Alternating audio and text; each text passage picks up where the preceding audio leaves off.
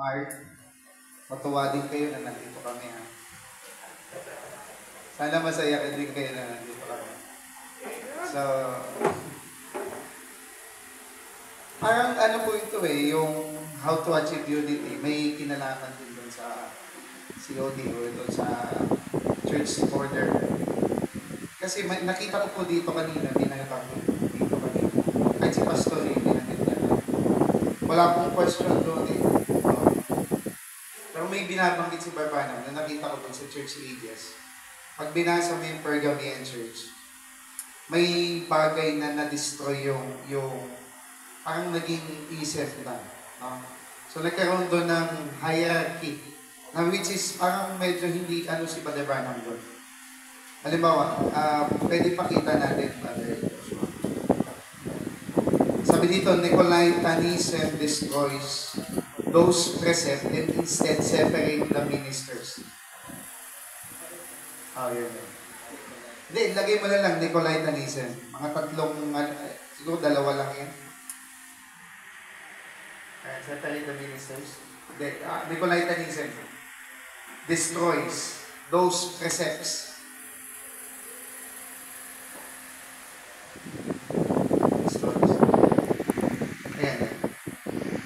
Ayan po, sabi diyan, Nicolitanism destroys those precepts and instead separates the ministers from the people to make the leaders overlords instead of being as servants. Hindi tayo disagree po dito sa hierarchy ng Diyos from headship hanggang doon sa pinaka-members. Pero may gustong ipa-remind sa atin ng propeta na baka magiging ganito to. Okay? So baka you become lords over God's heritage. Ano ibig sabihin nun? Binanggit ng Bible yan. Na parang, binanggit ni Pastor David, ginagatasan mo na o masyado mong dinadown masyado yung members. Na parang nawawala dun nandun nga yung respect, nandun yung lahat, yung hierarchy as a leader, pero nawala yung, may tinatanggal yung Nicolitanism dito, mga kapatid. So, hindi po tayo disagree doon sa order, doon sa standard na nilagay ng Diyos. Hindi tayo diyan. Pero, let's take a look this. Parang, ano ba yung tama? Kanina binanggit ni Pastor kanina. Binanggit din kanina about doon sa kahit hari ka, parang you are, hindi kasi sinuhin pagka mali ka. Let's look doon sa pastors. Kung yung pastor nagkamali, ano yun? Sinong magko-correct sa kanya? Kung pag pinag-uusapan yung mystical body, sino magko-correct sa kanya? During the time ng si Paul at Peter, nagkaroon sila ng problem. I think it's not a problem of, parang siguro doctrine din yan. Bakit? From transition period, from law and grace. So, pinag-usapan dun yung pagtutuli. Nagkaroon talaga ng eksena. Nagtapo talaga yun, Pastor. Even the disciples,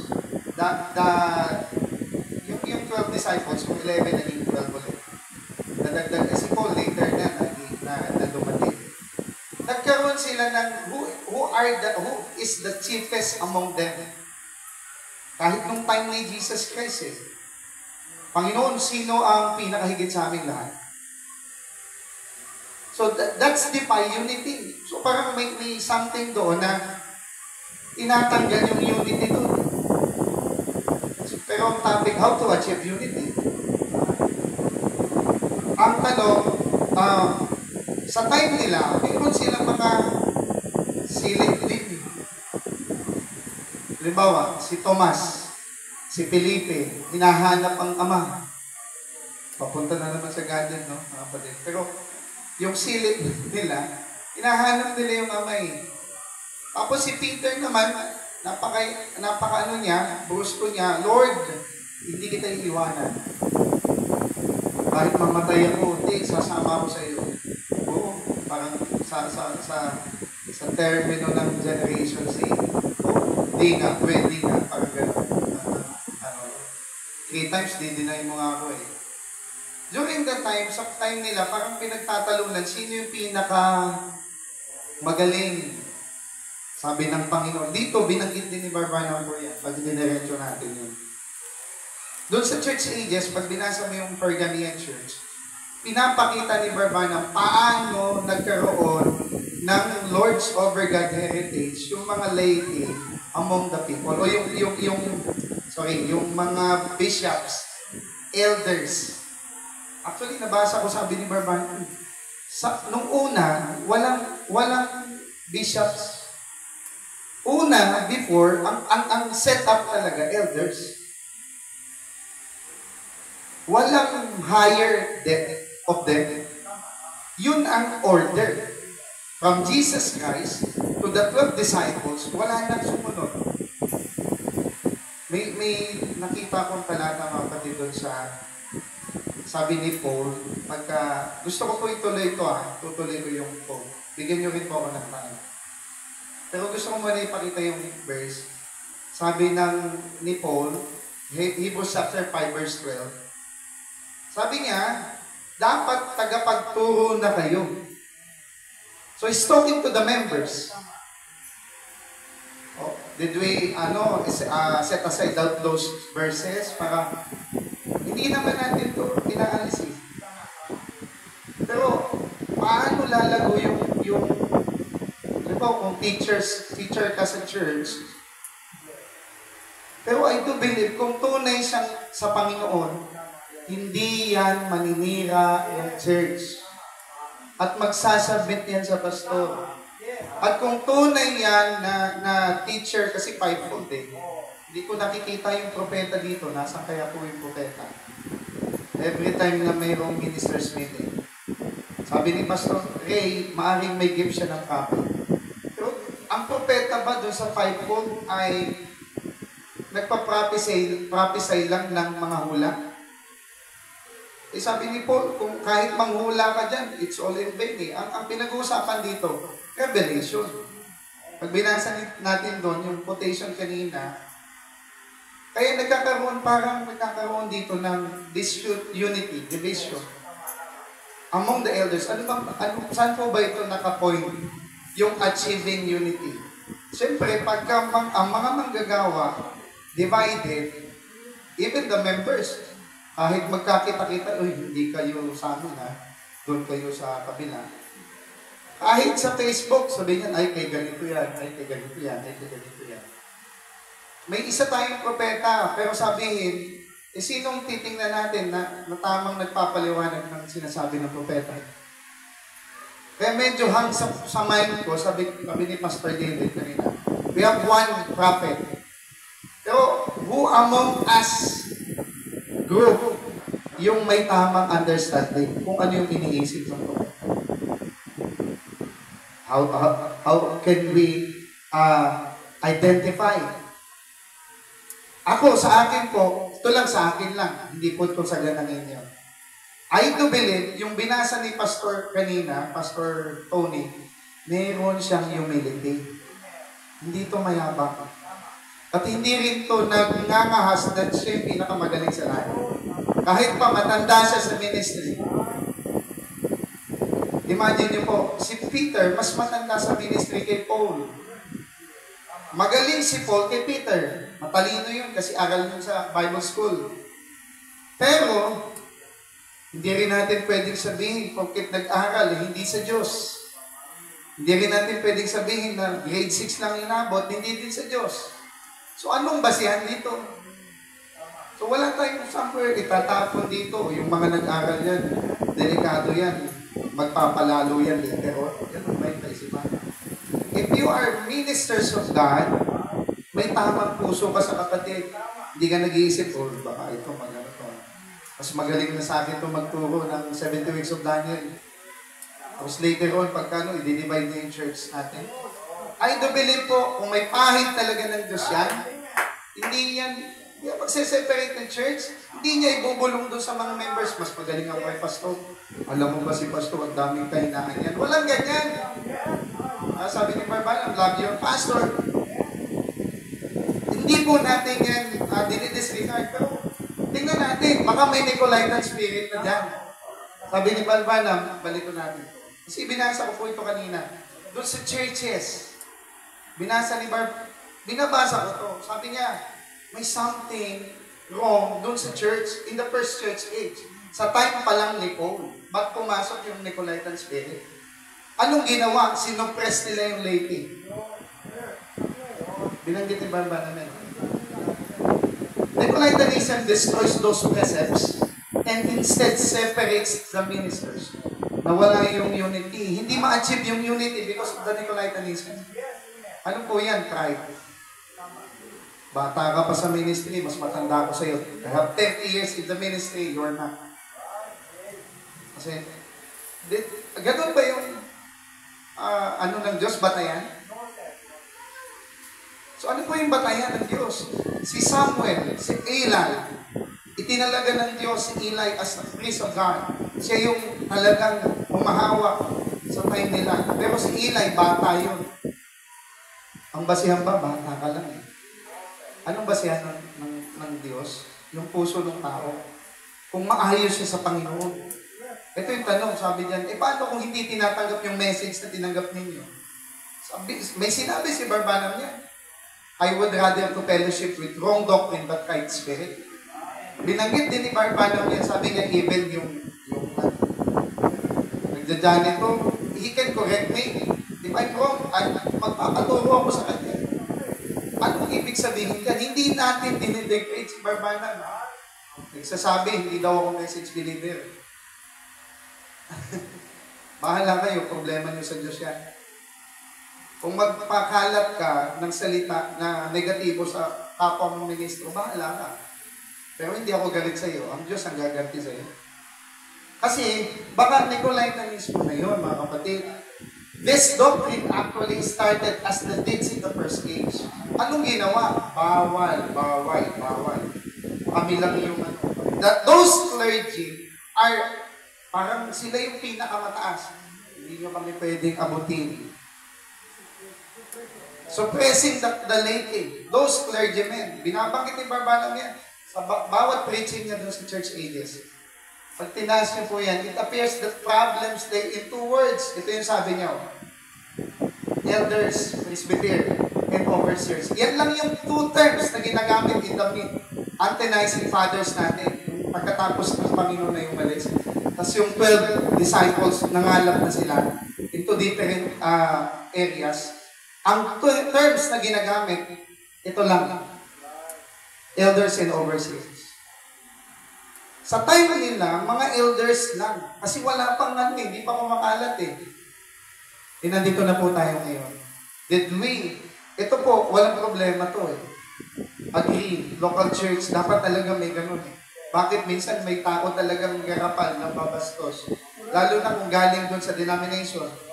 Lalo na kung magaling siya doon sa pagdating sa theology. Minsan, kailangan din i-correct. Ngayon, kung siya ay magpapakorek, sa Panginoon siya. Pero kapag siya ay tumanggap na ng mensahe at nandun na siya in line in the word na siya at naayos na yung puso niya, how to achieve unity? Humility. Hindi false humility, mga kapatid. Yung humility, it makes you, aalisin yan yung pride mo. Kahit gaano ka pa kagaling, ilan yung bachelor degree na kinuha mo, pati yung ilang churches na itinayo ko, wala ka pa sa kalingkingan ko, sabihin na ganyan. Mga daming pastor kung hinawa ka. Naku po, mga kapatid, tingin ko, ito may quote si Brother Branham dyan. Yan ba yung basihan ng Panginoon kapag ka-judgment day na? Kahit sabihin mo pa, kaya po, ito yung, yung question ko sa part na ito. Medyo, I want to be more specific. Kapag ka pinag-uusapan, nandun sa circle ng end time. Sino yung legitimate na may hawak kung ano yung nasa mind ng prophet. So, doon na magkakatalo to eh. So, may drawing si Barbanam niya, no? Yung restoration of the bride tree. Nasa pinakadulo. Hindi pa yun yung seed eh. Doon sa seed, may shock pa doon. At kailangan pa ma-separate yun, kaya nga may winuwing pan si Kristo. Si Kristo, tinataas niya yung kalaykay niya, Matthew 3:12, nakasulat po yun. Kailangan niya itaas, kailangan may hangin na dumaan doon sa mga palay na yun, o trigo na yun, para malaman kung sino yung tunay. So ano yung wind na yun? Kung hindi mo mapapakinggan yung lahat ng stand at ang napapakinggan mo lang tama, hindi ka titibay. Mga kapatid. Ewan ko sa inyo. Sa part ko ito, ano yung wind na yun? Na kailangan ni Kristong iangat talaga yun. Tingnan nyo, if you read Matthew 3:12, nasa kanyang kamay ang kanyang kalagay. Nalilinis siyang lubos ang kanyang giikan. Yung giikan niya, yun yung kanyang lugar. Yun yung sabi kanina, may isang pastor at may isang kawan. At titipunin niya ang kanyang trigo sa bangan. Tatapot ang daya na isusunugin sa apoy na hindi na mapapatay. Yung lahat ng hindi totoo at mukha lang trigo, susunugin. Nasaan yan? Nasa denomination? Wala. Nasaan po yan? Nasa circle natin yan. Ito yung tanong, paano mo ma-identify yun? Ito po yung sabi ni Brother Branham. Sabi dito ni Brother Branham dun sa I will restore. I don't care what a man believes.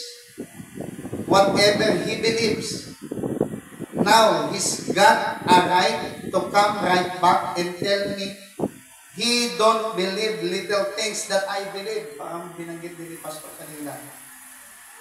Pero pag binasa mo tong ano na to, sabi ni Brother Branham, meron daw baka doon sa isang parang lugar na parang rancho, magkakaiba-iba ng brand. Ayaw ko kung nabasa niya po ito. Ang title nito, I Will Restore. Sabi ni Brother. Pagka binasa niya po yan, kwento ko na lang kasi napakahaba niya. Naggugulat siya, sabi niya, magkakaiba ito, sabi niya. Mayroon din siyang binabantayan doon na ibang brand din nakalagay daw sa pigi nung bata. Pero sabi niya, may isa lang silang pintuan na linulusutan pagka sila ay finished product at malaki na. Sabi niya, isang pintuan lang yung dinadaanan. Doon sa dulo, sabi ni Barbana, it doesn't matter whether you are Methodist, you are Protestant, you are Lutheran, you are Pentecostal, whether you are oneness, sabi ni Barbana. Lahat tayo haharap sa Panginoon. The problem, sometimes merong judgment spirit within the circle of the end-time believer. Pag hindi end-time believer, galit sila. I don't know kung ganyan po ang attitude ng iba. Gusto ko lang diretsuhan kasi hindi, mahirap naman yung nagpukwento ko na. Pag denomination, medyo ganyan. Pero pag i-convert mo yung denomination, lalapit. Pagpapain ka pa. Pero ayaw mo yung trap ng ano nila, the way they are, yung parang set-up nila. Pero pag denomination na gusto mong i-convert, paano yun? Galit ka pa rin ba? O ito naman po, message. We are, siguro nandun lang tayo sa iba-ibang silid. Pero huwag natin busgahan yung kapwa natin believer. Kasi po mga kapatid, yun, maganda po talaga yung binanggit ni Pastor kanina na quotation. Gusto ko kunin yun. Bakit? Hindi para sabihin na tama kami, kayo mali. Ang gusto ko lang sabihin, pakita lang. Paano ma-achieve yung unity? Ano bang unity? Doctrine unity? Doctrinal unity? Spirit, yung we have unity in the Spirit? Sabi po na Ephesians 4:11, till we all come in the unity of the faith. Kailan yun? May nagsasabi, rapture na, millennium na, tapos na lahat yan. Pero, paano yun? Wala pa nga, kaya nga hindi tayo pwedeng maghusga until now. We are in the point na sharing pa rin, tuloy pa rin. Ang sabi ng iba, tagal na nagsisharing, hindi pa rin nag-come up in dun sa ganyan. Kaya nga, ang sagot ko po dyan, Sino ba talaga yung tunay na trigo? Ano yun? Pag itinaas ni Kristo yon, may babagsak dyan. Yung mga hindi tunay na trigo, na mukhang trigo, mapapalad lang ng hangin yun. Saan mapupunta yun? May isa pa, si Brother Branham, yung trigo. Ito, lagi inaano ng propeta. Pagka ito ay hinog na, hindi ito nakatingala. So ano pong gusto kong sabihin eh? Yung pag-ibig sa kapatid. 1 Corinthians chapter 14, lahat ng mystery, alam mo na. Sa'yo na lahat. Kahit yung gifts, sa'yo na lahat. Basahin ko lang po yan. Ito lang yung magbibigay sa atin ng unity. Yung pag-ibig. 13, verse 1. Bakit ko po, alam niyo kasi you are pastors. Pero bakit ko ini-emphasize no? Kasi baka nalilimutan na natin na sasabihin natin sa ating members, membro lang kita, pastor ko. Huwag naman sana gano'n. Dinadaan natin sa pagiging pastor mo. Kasi you are the head of the church. Oh? Parang ano na yan eh. Parang Hitler ka rin yan. O si Hitler, siya lang yung masusunod. Siya lang yung tama. Lahat, hindi nagkakamali si Hitler eh. Siya yung tama, siya lahat ang masusunod. Lahat ng command niya susundin. Ganun ba dapat yung pastor na i-rapture? Ganun ba dapat yung fivefold na ma-rapture? I do believe yung tunay na fivefold nagkakamali yan. Yung tunay na fivefold nagpapakumbaba yan. Yung tunay na fivefold kahit nagkamali yan, nagpapasako pa rin yan. Kahit member lang yan, magpapatuwid siya. Sabi ng Panginoon, sabi ni Paul dito, though I speak the tongues of men and angels, have not charity, I have become something else. Alam niyo muna po ito eh. Ito pa yung sabi niya, yung verse 2, mga dito. At kung magkaroon ako ng kaloob ng panguhula, prophet, at malaman ko lahat ng hiwaga at ang lahat ng kaalaman, teacher ka man, at kung magkaroon ako ng buong pananampalataya kahit sobrang laki, na ano pat malipat ng mga bundok tatapot, wala akong pag-ibig, wala po. So, ang susi nito, how to achieve unity, anong klase? Pag-ibig. Pero hindi ito pag-ibig na ano, ha? Pileo, tama sabi ni Pastor. Hindi pag-ibig to na, ang tawag doon, konsentido. Kung ano yung nakita mo, share mo sa kapatid mo. Pero huwag kang magtanim ng sama na loob. Parang si Pastor Peter, kahit vertical yung rapture niya, ako, sa kanya horizontal, ako vertical, hindi kami nag-aaway. Di ba, Pastor? Sample lang yun. Marami kami hindi tinagasa sa ngayunan eh. Pero magkasama kami sa project. Boss ko pa nga siya eh. Diba? Sabihin, kahit ako 7 years, kayo 3 and a half, kahit yung gadget ko, River Jordan, sa inyo, Bethlehem, huwag po kayo magalit sa amin. Masaya kami nakasama namin kayo. Huwag nyo lang kami chismis. Ano? So ano pong, how to achieve unity? Pag-ibig sa kapatid. Tunay na pag-ibig. Na one day, itong kapatid na to, malilinawan din kung anong stand. Pagkakakita-kita naman niya kung sino yung tunay na may laman eh. Kailan po yan? Pag-rapture, sigurado. Eh, hindi mo na matatanggal sa paniniwala niya si Pastor Jekyll eh. Kung ano yung natanggap niya sa Panginoon, yun talaga yun eh. Si Pastor Hill, lahat ng mga pastors. Pero ito, Bilip, kung may pag-ibig, pwede magsama-sama. Kahit yung camp meeting pa. Problema, may pride ho eh. No? Basta, ang I do believe po, yung kahit pa preaching yan eh. Ako, hindi naman ako ano doon kasi you have your conduct order in your church. Pero ang tunay na nasa Panginoon, hindi yan biglang nagko-conclude. Parang sasabihin niya agad, linawin ko nga ano yung ibig sabihin. Sabi ni Barbarna, linawin mo, pagkatapos daw niya, pwede kayong mag-usap sa likod. Pag-usapan ko ano yung ibig sabihin.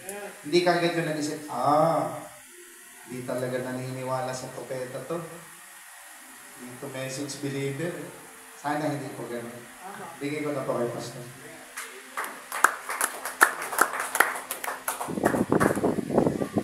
Amen. So,